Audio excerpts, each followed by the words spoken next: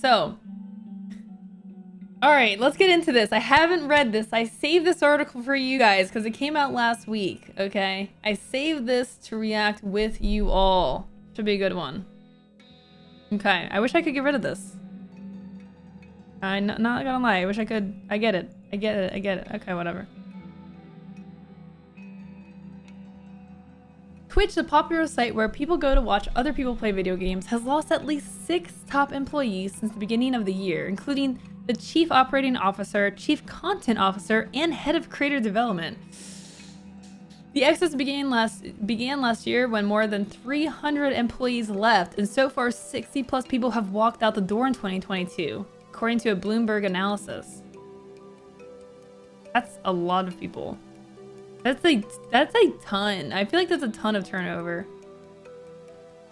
The departures will probably continue, if not accelerate, according to 7 current and former employees, because they say Twitch is losing touch with its North Star, a community of about 8.5 million streamers whose gaming exploits attract an average of 140 million people to the platform each month.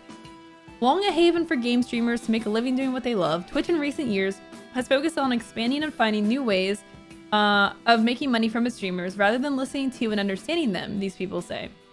That strategy, they say, has alienated some hardcore users and the employees who serve them, the very people whose ingenuity and enthusiasm have made Twitch a success.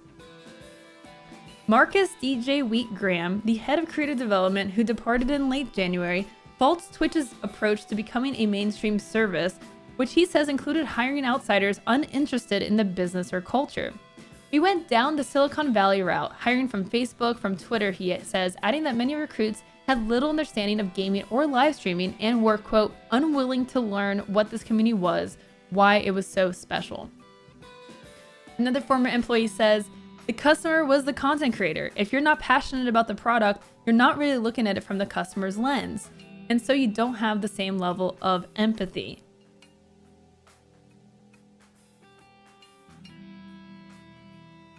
DJ Wheat. Twitch remains by far the world's largest game streaming ecosystem and has little meaningful competition, despite attempts by the likes of Facebook and YouTube to build rival services. It's not clear if the exodus is hurting Twitch operationally.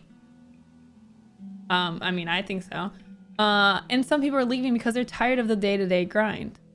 Still, the departures of Graham, COO Sarah Clemens, and Chief Content Officer Michael Aragon have left a potentially damaging gap in Twitch's leadership, according to former and current employees. Their exits have solidified the reign of Chief Executive Officer Emmett Shear, whose engineer-first focus has led the company to misread what the streaming community wants, these people say. I got thoughts about Emmett Shear. I got thoughts. It's really hard to help Emmett understand anything qualitative, one former employee says. It has to be quantitative. Well, you're gonna get some quantitative declines soon enough. Can you crop in the site source? You want me to zoom in? I can't get rid of this stupid thing. I can't get rid of it. It's the worst thing ever. Bloomberg, you suck.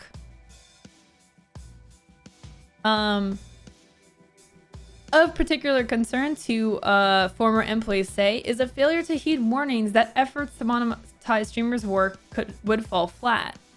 One product invited viewers to buy extra exposure. 1,000 recommendations for 99 cents, say, for their favorite streamers. Do we remember this or do we remember this, chat? Woo!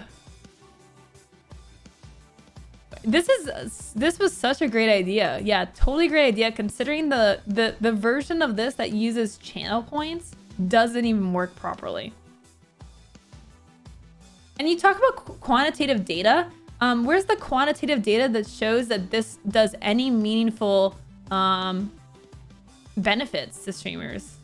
I mean, look, you want to have a quantitative approach, like for Twitch, like that's so funny to me that they're like, oh yeah, it needs to be quantitative. I only care about numbers, because outwardly, like, you don't present any quantitative data ever when you release new product or make new claims about things.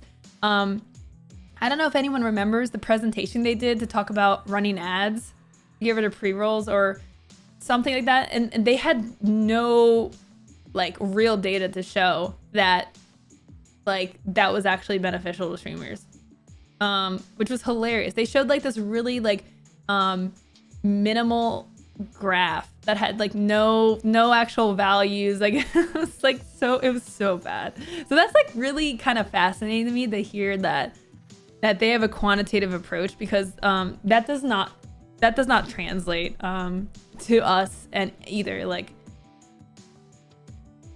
I'm not saying that it has to circ B85. I'm not saying that quantitative means it has to benefit streamers, but you can't say that it benefits streamers and then not back that up. Like, don't say that. The initiative generated a backlash from creators who felt it would advantage streamers with bigger channels. Another feature released in late February offered users who stream at least 40 hours a month financial incentives to run ads on their channels. Employees say that their bosses they told their bosses that clunking up the experience with these ads would annoy viewers, but say their input was ignored. Twitch's leadership is uncomfortable with mid-level and lower-level employees pushing for change, says a former employee who requested anonymity for fear of repercussions from their employer. In an emailed statement, a company spokesperson said that streamers' input guides streamers' input guides every aspect of decision making. Common thread for all employees is a drive to serve our community, from staff members who started as streamers themselves to those who integrate themselves into Twitch culture when they start at Twitch, she said. Serving a community as dynamic as Twitch means there isn't always one clear solution or answer, and as a result, we have always believed in being experimental and innovative. Even when that means launching a bold product or experiment that might have short-term risk, it will ultimately help us build the best possible solution. She also touted efforts to hire people with different backgrounds and skill sets whose diversity of thought help Twitch innovate and improve. Twitch improved employee retention in 2020 and 2021, and both years saw lower attrition than the company has experienced historically, according to the spokesperson. So that's interesting. Twitch hired more than 500 people last year, she said, bringing the global workforce to 1,800. In exit surveys during the last 2 years, majority said they would recommend working at Twitch, but preferred to move on. CEO Shear declined to comment through a spokesperson. Of course he did, because he's a useless hack and doesn't give a crap about Twitch as a culture community at all. That's pretty apparent. Former CEO Clemens, who recently joined Blackstone as an advisor, also declined to comment. Blackstone?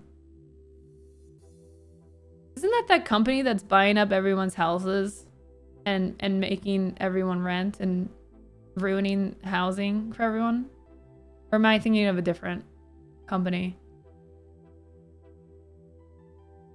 As did former chief content officer Aragon, who now runs Lululemon's Athletica Inc.'s mirror and digital fitness division. That's a very drastic jump. Very different. Oh, it's BlackRock. Okay. What's Blackstone? That's so weird that someone who worked in a gaming industry went to fitness.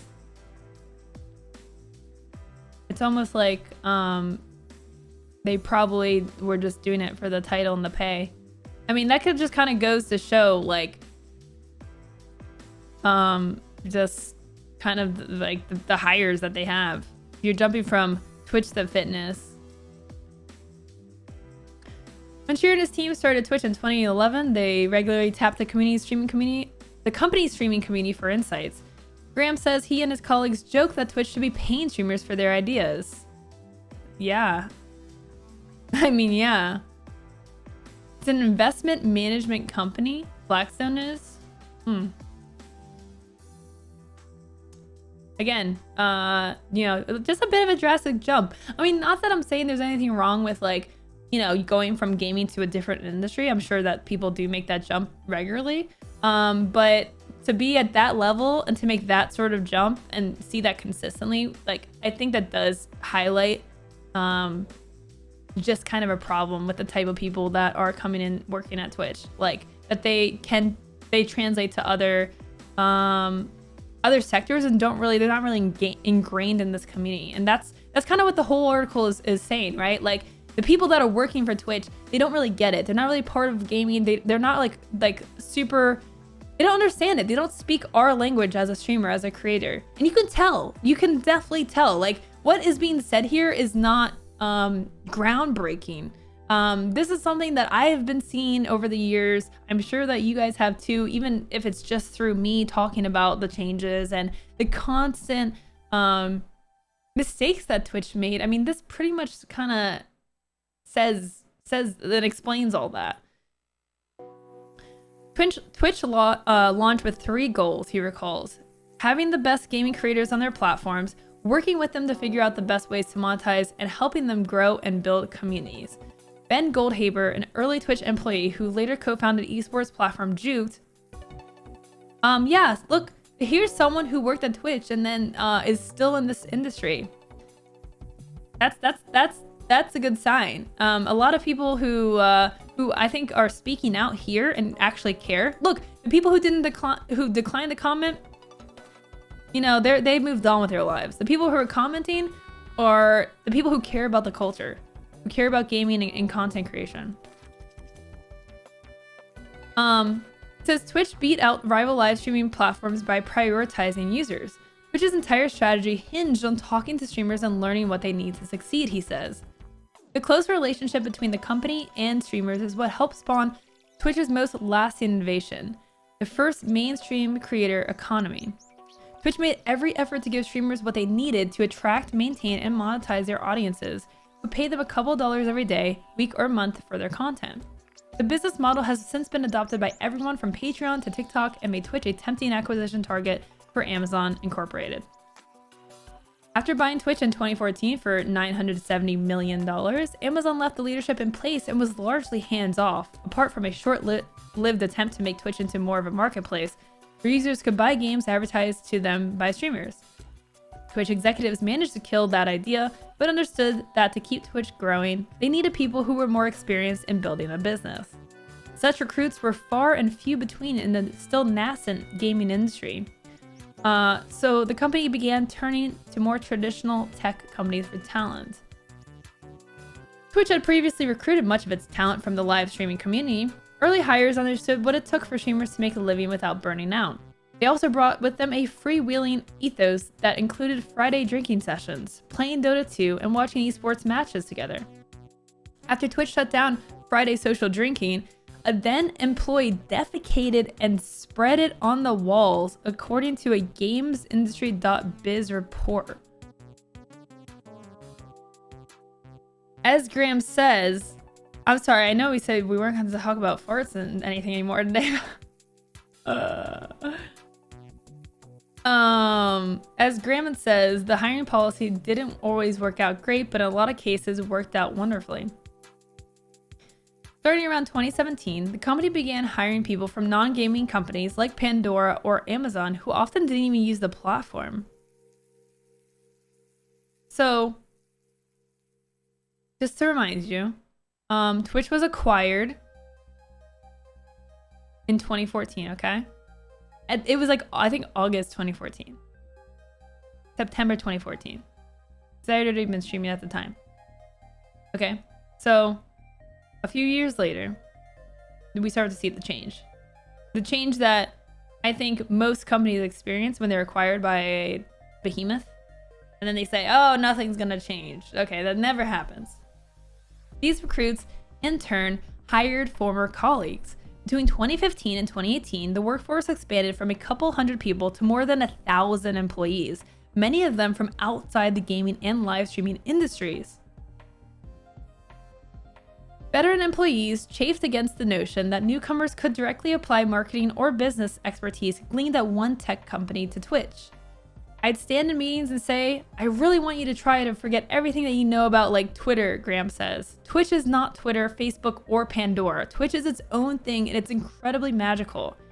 Jason Maestas, who worked at Twitch between 2012 and 2019 and ran influencer marketing, says many new recruits, quote, wanted to come into Twitch and quote unquote make it better, make it a household name. They were part of other industries and wanted to lend their amorphous experience to this gaming cultural mainstay. Before long, tensions arose between the vets and the newbies. Nobody trusted each other or believed their colleagues were capable, a former employee says. Like, that's some division, man. That is some division right there. And again, you just like a lot of this is just kind of like putting to light how I think the community has really felt.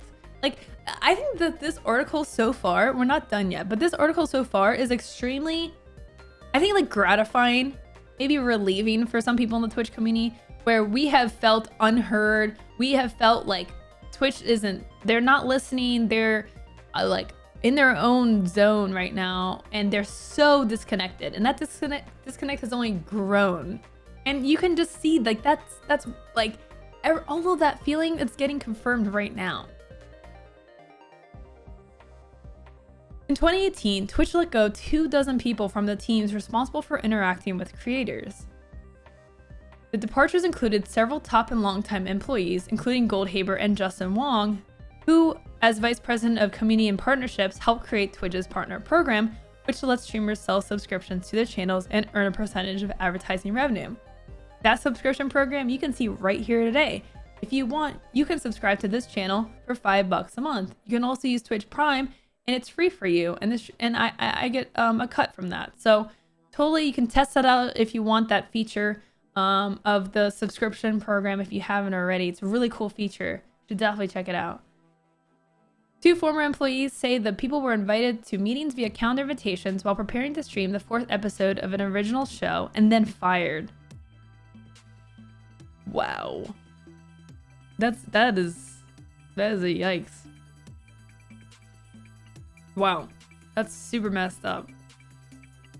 And I actually remember when this happened. I remember there was a ton of like Twitch OGs that were let go, and that to me was a huge red flag. That was like like one of the first big red flags, I think. It was like, wow, like they're letting go so many people who were here from the start, that like live and breathe Twitch, and they're replacing those people with suits, with Silicon Valley disconnected suits, people who go from Pandora to Twitch, from Twitch to Lululemon. Like, you can see that, and that's kind of a huge problem.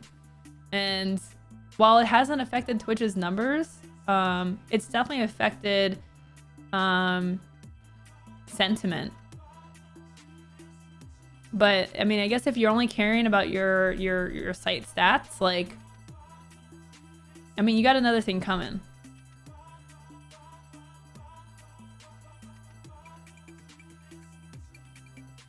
In 2020, co-founder Kevin Lin retired. In a Medium post, he thanked the Twitch community for, quote, pushing us to do right by you. You keep us honest. Lin's departure was widely seen as a turning point. Kevin was Twitch's people person, Graham says. He was the one we turned to when we thought the boat was going off course. Once Kevin left, there were a lot more decisions made with the head rather than with the heart. Meanwhile, the disconnect between Twitch and its creators widened. For years, streamers have requested tags to help sort their content and find audiences. Twitch dragged its feet before releasing them in 2018 along with an apology. We were wrong to not have done it sooner, said Tom Verrilli, Twitch's former VP of Viewer Experience and current Chief Product Officer, adding that, quote, we realized we were letting great be the enemy of good, and that if we were going to spend many more months getting this right, that the impact on our creators of waiting is just not justifiable. Graham says red tape also prevented Twitch from acting quickly last year when Black and marginalized streamers were the victims of hate raid harassment campaigns. It took 2 weeks for the company to contact one targeted streamer who goes by Wreck-It Raven. Hashtags including Twitch Do Better proliferated. 2 weeks just to contact like the creators who are being affected by this. Oh my god. Oh my god. 2 weeks. After this Twitch Do Better. When this Twitch Do Better was going around, it took them 2 weeks to reach out to the person who started the hashtag Raven. That is insane. Brandon Ewing, a former content marketing manager, says shipping new products has become more important than fealty to the Twitch community. You had people who didn't really use the platform designing products for users they didn't care about in order to get promoted, he says. The understanding was that if you were on the product side, you had to ship something to get promoted. Oh my god. Oh my god, this just explains so much. This really just shows so much. Red tape basically means it's like corporate lag is the best way to put it. if I were to put it in a way that you would understand. Corporate lag. That's the best way to put it. Brandon cites a 2017 product called Pulse, which he describes as, quote, a Facebook newsfeed you could have under your stream. He says Twitch employees who used the platform argued it was more work for creators who already felt overworked. Red tape equals bureaucracy, yeah, aka corporate lag.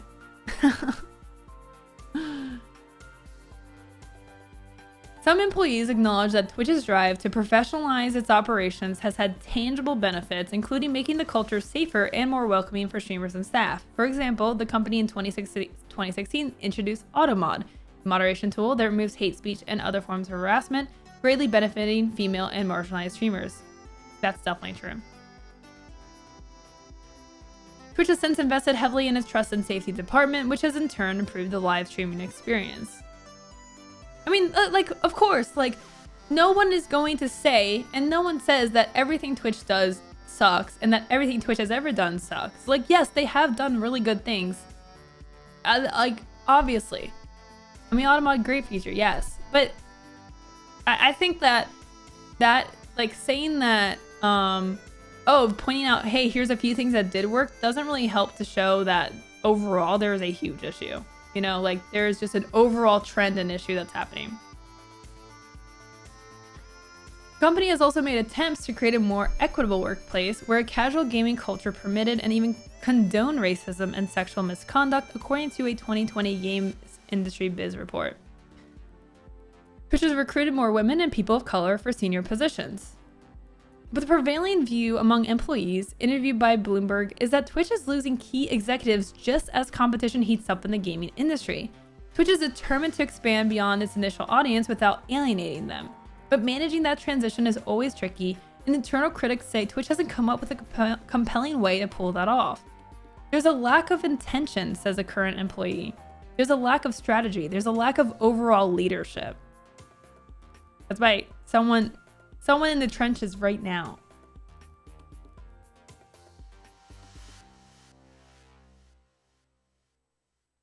What's up, Waverly?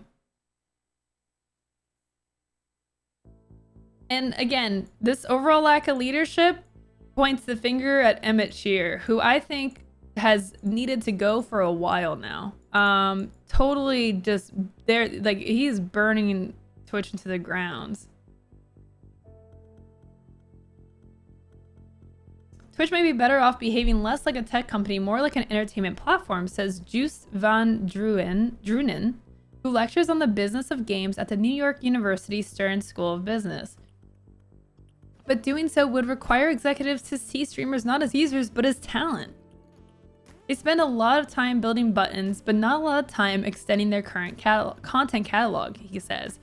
Whereas an entertainment company will say, let's fund musicians for 10 years, let's get this actress to commit to 3 movies. They do that for musicians, though, weirdly enough. They're really, like, focused on music for some reason, like,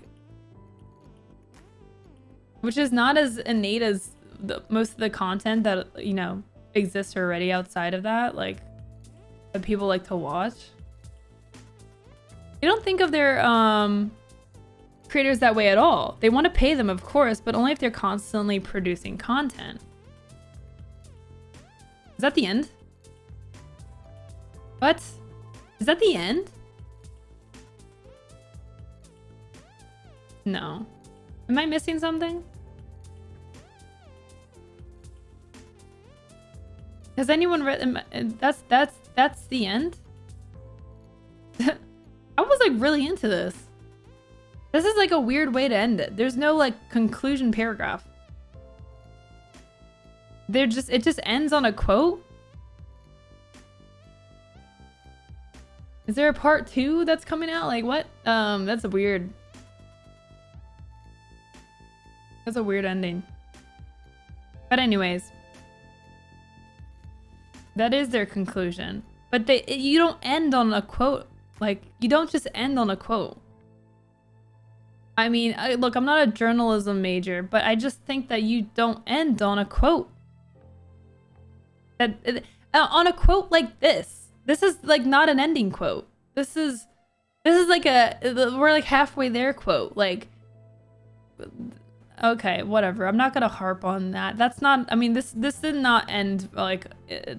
If I am confused that there's no conclusion paragraph, then your conclusion paragraph is not good enough. You need a conclusion.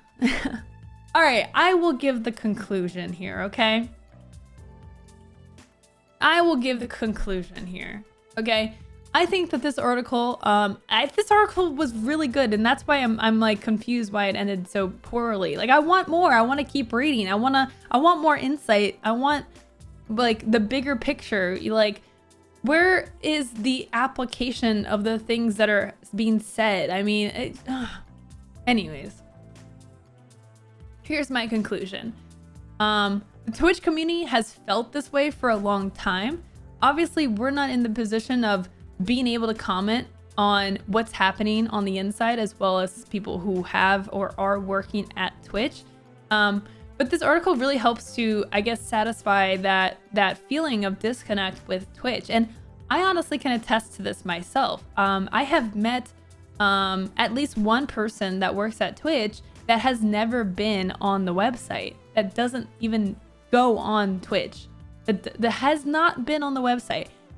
I don't care what position it is. I don't care if you're like the janitor at the office. Like, if you don't go on this platform, how can you genuinely be working in the best interests of this platform, of this website? Like that is, to me, like that is fundamentally flawed.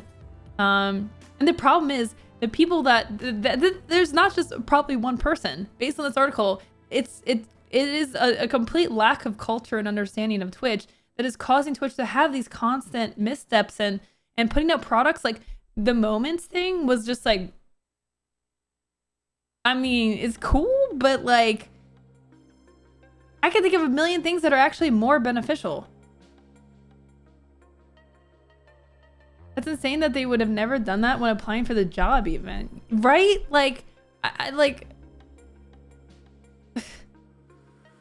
is it even cool though? I mean, it could be. It's completely lacking like purpose is the thing. I mean, that to me, the part where they're like, oh yeah, if you ship a product, you're getting promoted, and like you can kind of tell with some of these products that are like, okay, the schedule page. Any streamers use the schedule page on Twitch? No? Yeah, because there's no inherent way to like actually discover that page. And so it's absolutely pointless. There's no point in making a schedule for a page that's hidden. That's like the silliest thing ever. Okay? The Moments thing. You have to click on to view a moment. You have to find someone with the badge and then click on their name to see the moments that they have gathered. There's no public way to see moments. And also, the moment has to be made during the moment. You can't make it afterwards. Which, I don't know if any of you have lived in a moment before.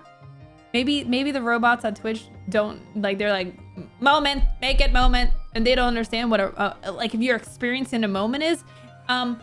You know the common phrase being wrapped up in the moment?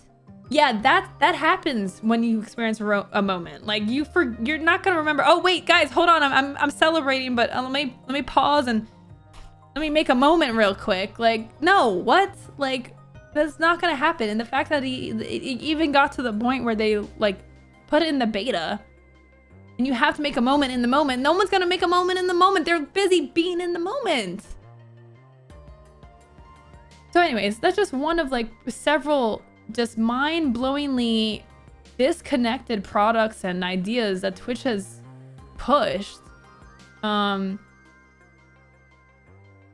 mean, yeah, this article is great and insightful, and I wish it didn't end, especially in that way. I was like waiting for it to keep going.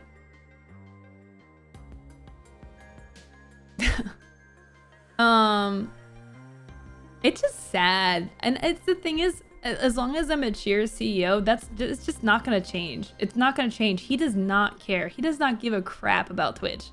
All he cares about is capitalism, honestly. Is making more money and numbers going up and pleasing the shareholders. Like, that's literally all he cares about. I mean, he doesn't even pretend to care too. Like, he does not act like he cares at all. I don't know if you've ever seen him speak.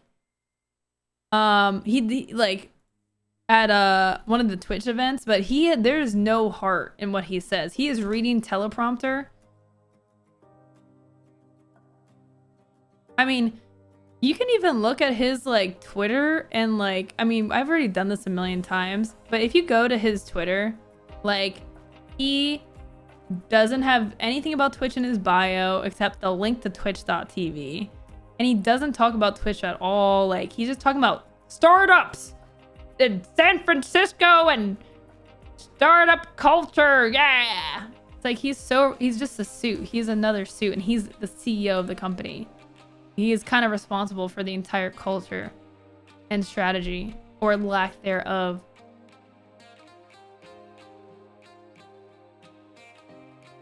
It's awful, man. It's awful. And, you know, Twitch's numbers have gone up over 2020. They have. Like, viewership has grown because everyone went, like, you know, started working from home and everyone tried out streaming and stuff. But, man, it's like, your numbers could be better. You know that, right? Like, just because your numbers are going up doesn't mean that your path is optimal. Like, your numbers could go up more. It could go up faster and better. If you were more in tune with the community and kind of understood the space the way I do.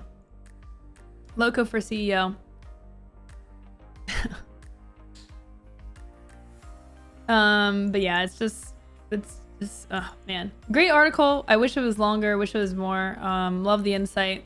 I mean, it's fascinating as always.